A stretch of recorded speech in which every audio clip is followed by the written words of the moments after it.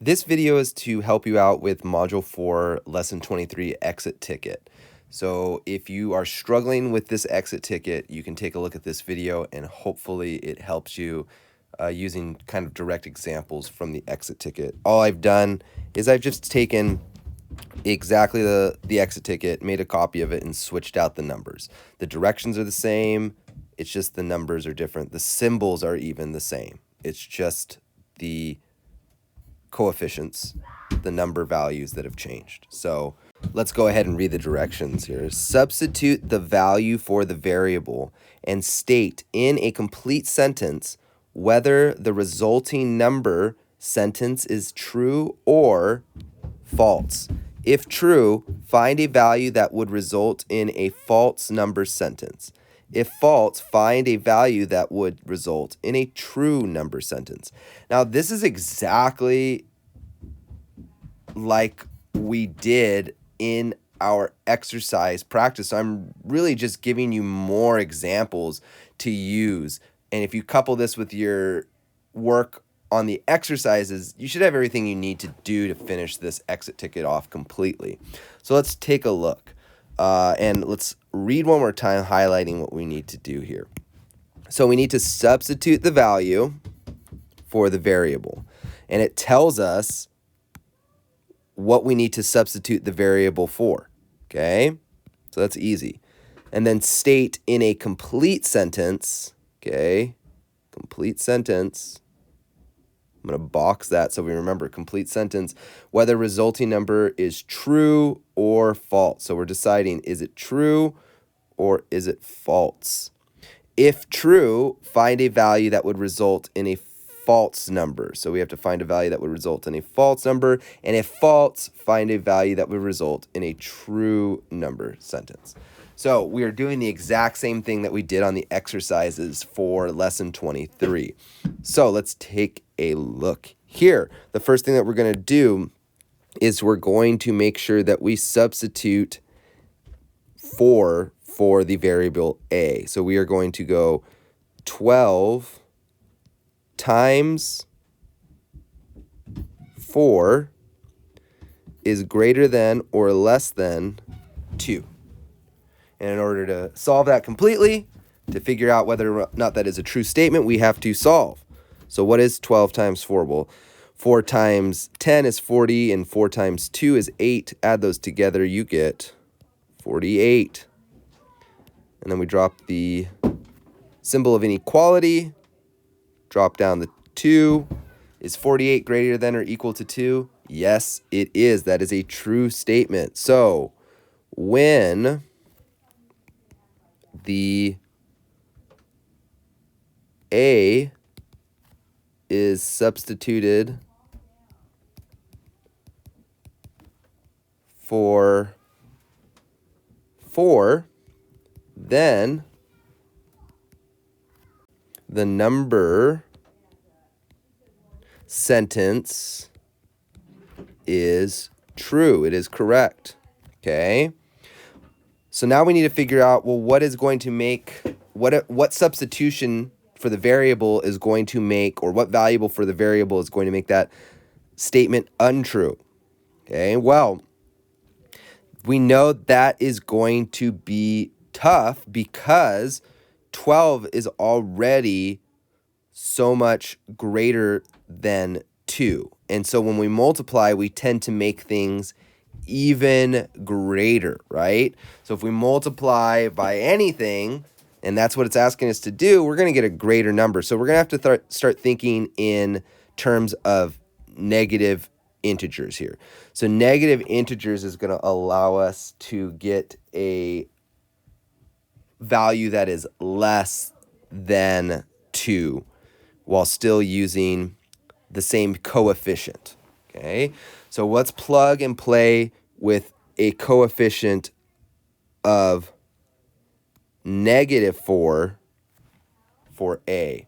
So if we plugged in 12 times -4, 12 times -4 is equal to -48. So is -48 greater than or equal to 2? No, it's false. This is a false statement, okay? This is definitely a false statement. And let's write it out in a complete sentence. When -4 is substituted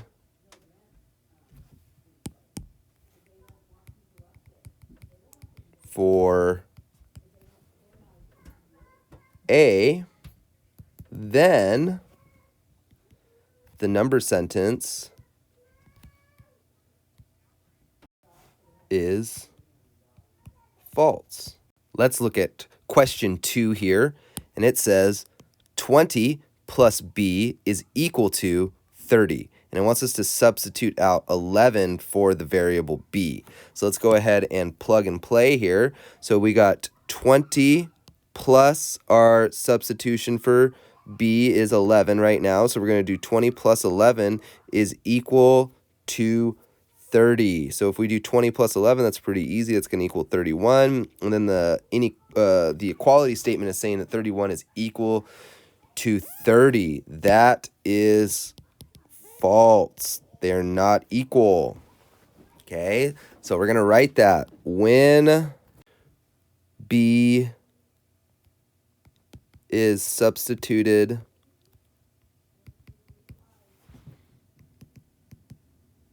for 11, then the number sentence is false. All right, so what could make that number sentence true, since that's the second part? Again, if it is false, find a value that would result in a true number sentence. So let's take a look here.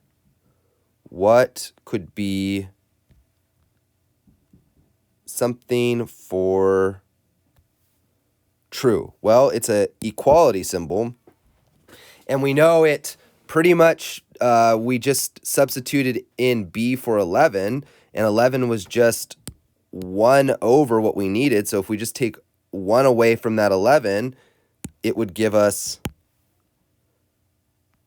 10. So if we plugged 10 in for B, then that would be 20 plus 10, which would be equal to 30. And 30 is, of course, equal to 30. So when B is substituted for 10, then the number sentence is true. Perfect. Let's scroll down. Let's take a look at the remaining 2. So now we have 30 is greater than 70 minus H. And we are going to just plug and play with what they want us to substitute the variable H for. And it says substitute 55 for the variable H. So let's go ahead and do that. So we have 30 is greater than 70 minus 55. I like to do, again, the standard vertical algorithm. It helps me to sort out my place values. 0 in the ones can't be taken away from 5 ones. So we're going to cross out the 7, make it a 6 tens, and use those 10s over here so that it is one group of 10 that we will subtract 5 from. We will get 5. Then we'll subtract 5 tens from 6 tens, and we'll get 1 10 left. So 1 10 left would be equals 15. So we'll put 15 here, drop down the inequality symbol, and drop down the number that it's comparing to. So it says that 30 is greater than 15. This is true. It is correct. 30 is greater than 15. So when 55 is substituted for H, then the number sentence is true. Now it's time to make the statement false. So we want to figure out what substitution will make this statement false. This statement means that the left side has to have more value than the right side. So we need to make a statement that is going to increase the right side's value, not decrease. So if we are subtracting, we want to be subtracting less from 70 to make this number higher. So let's look at what happens if we just half this number right here. So if we half this number right here, we can say 55 divided by 2 is equal to 27.5. I know this because if you divide 50 by 2, you get 25. And if you divide 5 by 2, you get 2.5. And if you add those two together, you get 27.5. So we're going to substitute H for 27.5 to make the statement false. So let's see what happens when we substitute H for 27.5. Let's go ahead and do the standard vertical algorithm over here. We can go ahead and put a 0 in the tens place. We cannot take away anything from the tens place, nor can we take anything away from the ones place. So we have to look over to the tens place and borrow. So we're going to cross out the 7 tens, make it 6 tens, and then we're going to turn 0 ones into 10 ones, but then we're going to borrow from the ones, so we're going to have 9 ones, and we're going to have 10 tenths to take away from. So 10 tenths take away 5 tenths is going to equal 5 tenths. 9 ones minus 7 ones is going to be equal to 2 ones. And then 6 tens minus 2 tens is going to be equal to 4 tens. So then our statement becomes 30 is greater than 42.5, which we know is false. So if we write out a statement, when 27.5 is substituted in or substituted for H, then the number sentence is false. Okay, let's move on to the last one here. Let's take a look. So this is 40 is greater than or equal to 7 times n, or 7 m's. And we are asked to substitute 4 for m. So let's go ahead and just plug and play here like we've been doing. We have 40, and it should be greater than or equal to 7 times 4. So if we do 7 times 4, we know that is 28. The statement says that 40 is greater than or equal to. It's not equal to, but it is certainly greater than. So this statement is true. So if we write out our statement, when 4 is substituted for m, then the number sentence is true. How do we make it false? Well, anything that makes this number over here equal to 40 or greater than 40 is going to be a false statement. So let's look at that. What times 7 is going to be more than 40? Well, 5 times 7, if we went up one more, is not going to be more than 40. It's going to be 35.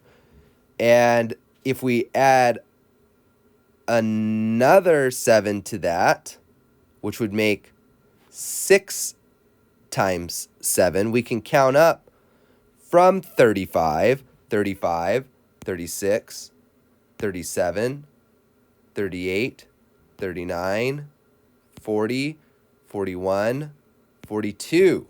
So 6 times 7, or 1 up from 5 times 7, is going to equal 42. So that means we want to substitute m for 6. So we're going to write that out again.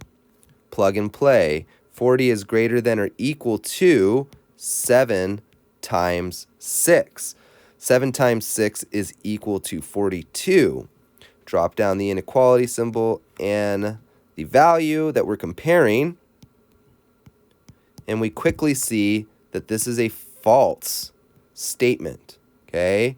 In fact, the true statement is that 42 is greater than 40. So let's go ahead and write that out. When 6 is substituted for m, then the number sentence is false. I hope that this helps you to get through all of the problems on the exit ticket. If you didn't find this helpful, I would seriously go back and redo the exercise section, because you probably didn't get enough practice independently in at that time. So I'm going to zoom out. That way I can show you on the side the sentence frames I have added.